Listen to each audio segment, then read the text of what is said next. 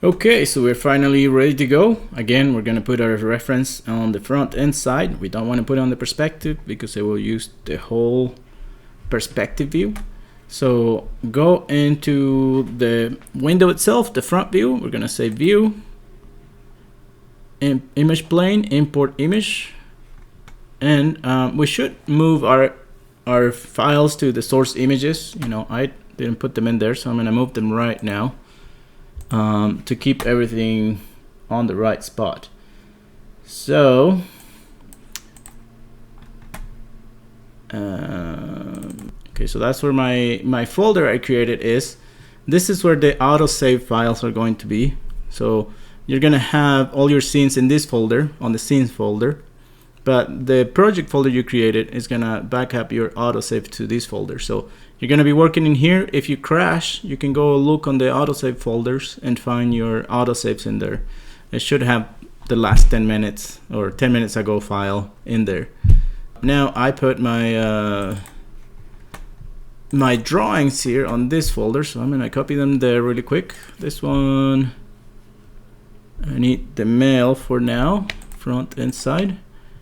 I'm gonna copy them and put them in my source images.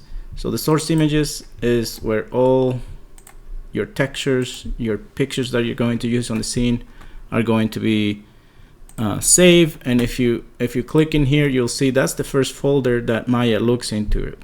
So if I go import image, the first folder look is inside source images. And you can actually click on your image once and it will give you a preview. I did clean up the images a bit and kind of try to re-emphasize the rhythms on it. So I need, for the front window, I need the front, so that's going to be in there, front. And for the side window, obviously I'm going to put the side view. So import image, there it is. Now what I have to do is make sure they line up. So if I hit spacebar on the perspective view, I need to make sure the lines on my grid are lined up, and it's a little bit off. So I'm going to move it down like this, so this lines line up. That looks pretty good. The feet seem to line up too. So that's lined up. Let's line it up to the middle of the grid too, just to make our life easier. More likely than not, we'll just model one side of the person and then duplicate it to the other side. As you can see, it's kind of on the middle. It's not quite on the middle, like the head and the crotch don't line up perfectly, but that's fine. Even if it was a picture of a person, it will still not be perfect, depending on the angle of the camera, the perspective. It's never an orthographic view. That's something you can only get on a 3D software. It's never perfectly flat against the camera. That's fine. We will just average and then duplicate to the other side. Let's look at the side view, and we'll say that's okay too. The one that I care the most about is the top and bottom, that they line up.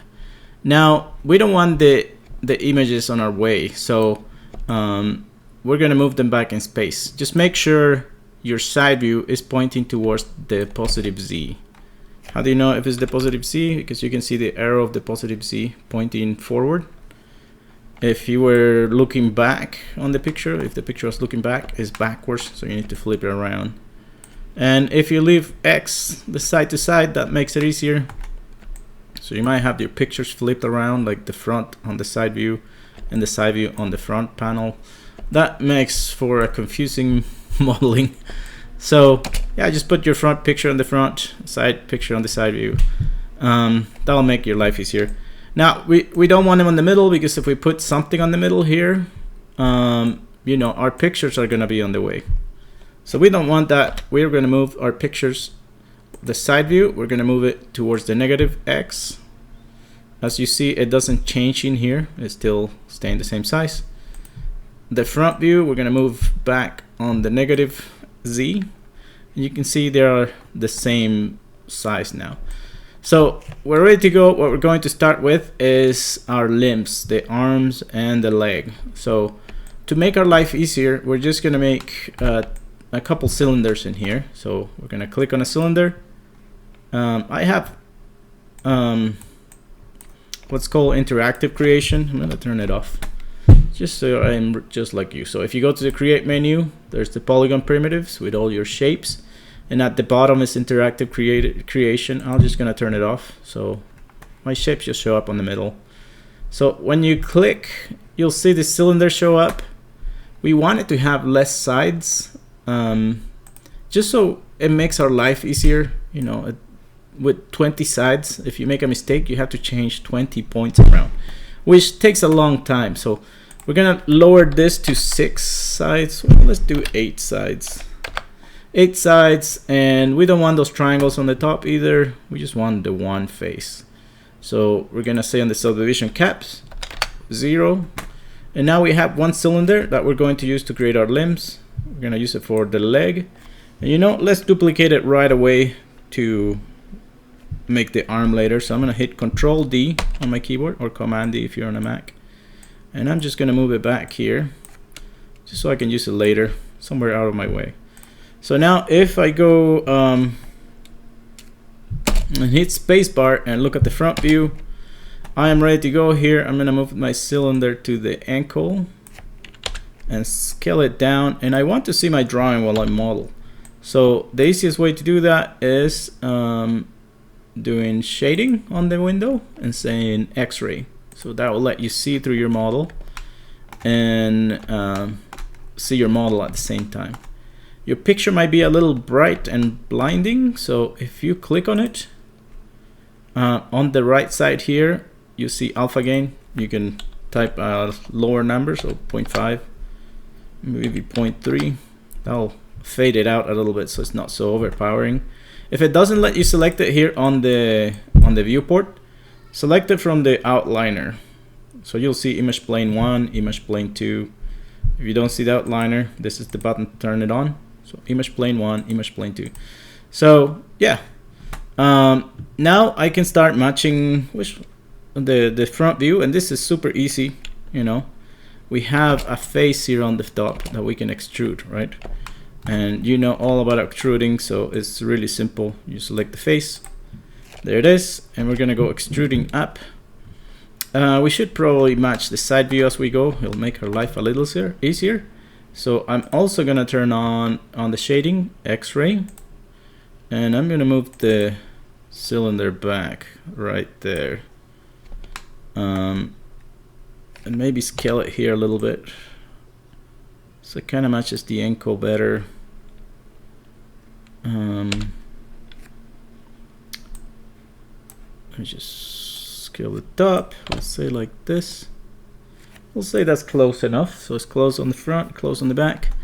Again, we'll grab this face on the perspective view. The top one, hit Control E, which is extruding. And we'll go up. We'll go to the first line. We'll, you know, if you click on the cubes here, you can get the scale. So we'll, and if you click on the arrow, you can get the move tool. So that's matching the front. We'll go to the side view here by hitting spacebar and kind of match as we go. We'll fix this. We'll fix the other edge later. That's kind of sharp in there, but we'll fix it later. So we'll go in here. We'll extrude again. Control E. We'll come about halfway. Click on the cube so we get the extrude tool. We'll extrude sideways. And we might as well, you know, kind of turn it, you know, give it that same angle that the calf has, and then move it a bit, maybe about there. Let's watch the side view here. It actually looks okay. Let's go back to the front view, Control E. The problem with this is that when you turn it, you know, the arrow of the extrude stays on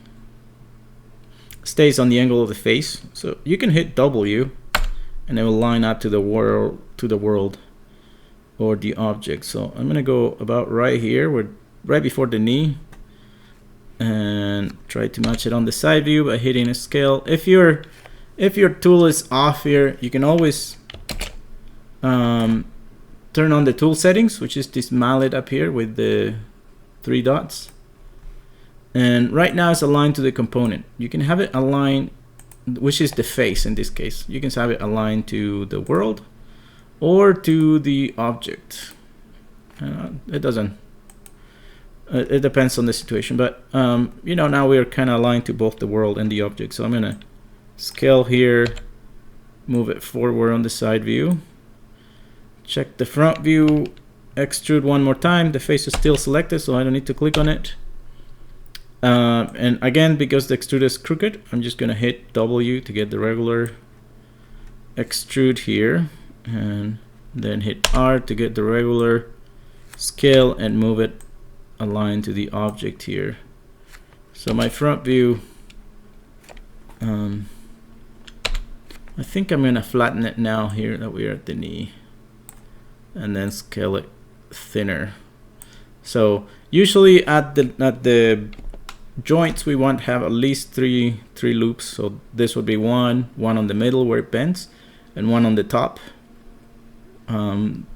The one in the middle is where it bends. The one on the top and bottom, the one that sandwiched the middle one, are the ones that keep the shape of the bottom of the leg and the shape of the top of the leg. So we're gonna hit Control E one more time, then hit W to get the regular move. We're going up here.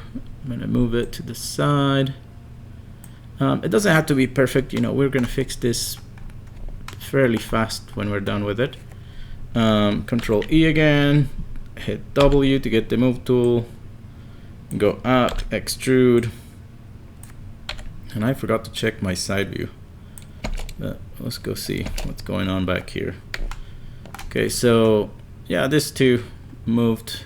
I still have this one selected, so I'll come back and fix the knee in a minute. Let's just keep going for now so we can go all the way up. Control E, W, you know, make it wider, maybe flatten it a bit. Let's look at the side view. Need to be wider and go forward a bit. There we go. Control E, and then we'll hit W one more time so we can go straight up. Hit R to get the scale. A little more R. You know, it's important to know the shortcuts so you're quicker. Let's look at the side view. Should need some width front to back. W to move it. There we go. Control E. This one's line up close enough, so we can just then move from the extrude tool. We'll just line up things the best we can. We'll continue.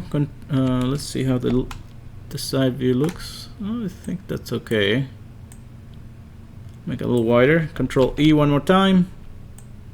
Go up. You're gonna go up to here. We should probably start curving because we want to have the leg join on that angle to the torso. So we'll make the torso separate. So I'm gonna click on the circle to move it a bit. And then this menu is in my way here. So I'm going to scale it, move it. There we go, front to back, it's okay. And we have the glute starting here, so we're gonna stop here for now. So that was fairly simple. Well, let's fix these problems we left off in here. So I'm gonna go into edge mode and double click on this loop, which selects it completely. We'll hit W to move it, kind of move it into position here. That's good. Let's look at the front view here. So we can move some points around here. So we can go into vertex mode, move this around a tiny bit, you know, kind of make it a little better. We're not too picky. We're gonna get the sculpt anyway, so we're gonna modify all this at some point. And I know I could probably use another loop here, but the less points we have at the beginning, the better for us. So now that you have, oh, let me check the side view. I didn't check that. Oh yeah, this points here are a little off, so I'm gonna move them back. The rest is fairly close. Again, we could add a loop here. I just don't want you to go crazy adding loops. Not yet. At the beginning, as few as you can, please. If you can get the shape with fewer circles and shapes, you know, with fewer circles and loops and points, the better. You know, it looks okay. So if you hit 3, you kind of get a preview of the high res version of it, which is, you know, if you had a bunch of points. But luckily, because we have only 8 sides, we don't have to move a bunch of points. We just have a few points. And actually, if I delete this face, which you should do, because eventually you need a gun to connect to the body, you will have very few points to move around, you know, just 8 points per loop. Even though you can see it in here changing when you hit 3 on the keyboard. It says you have a bunch more faces than when you hit 1 and you're in hard edge mode. So with hard edge mode, you have very few points to move around. It makes your life way easier than moving millions of points around, you know. And then if you want to see how it's going to look when it has more points, you just hit 3. It is kind of losing some volume. That's okay, don't worry about that now. Just try to match it the best you can when you hit 1 and 3, and that will give you some room when you're sculpting, actually. So we did the leg. It was super easy. You just have to do the arm now, and I'll let you do that by yourself. When you're doing the arm, come up to let's say up to the shoulder right here. So shape this part and stop right before the shoulder where the deltoid connects here, right below, right by the bicep. And then we will connect the torso to it.